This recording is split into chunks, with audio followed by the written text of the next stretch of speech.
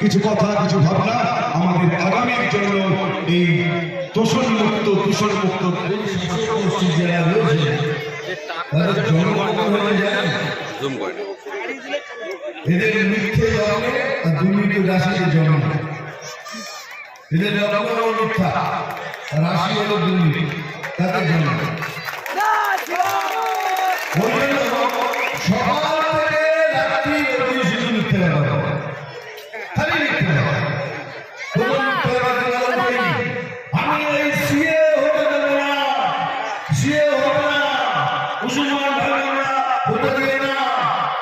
আরে কতদিন ভয় লাগাবে না ওদের ভয় দেখিয়ে আর এতটাই পেছনে রয়েছে যে ওরা এগিয়ে আসতে পারছে।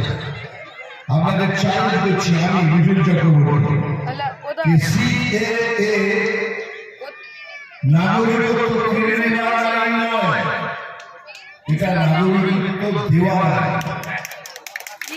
যারা এখনো নাগরিক হয়নি তাদের নাগরিক করে দেওয়া আইন।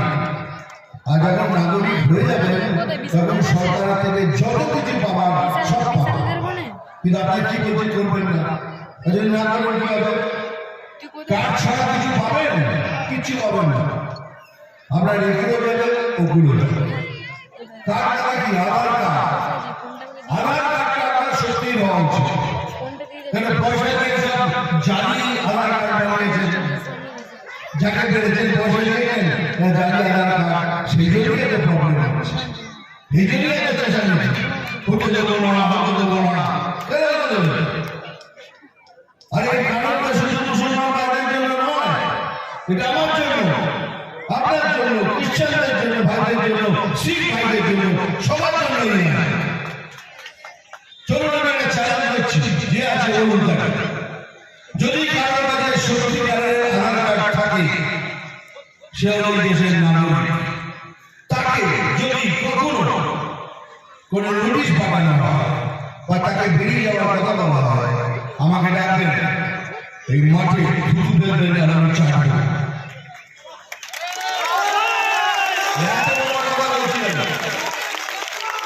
এত বড় কথা বলছি আমি চাটবো।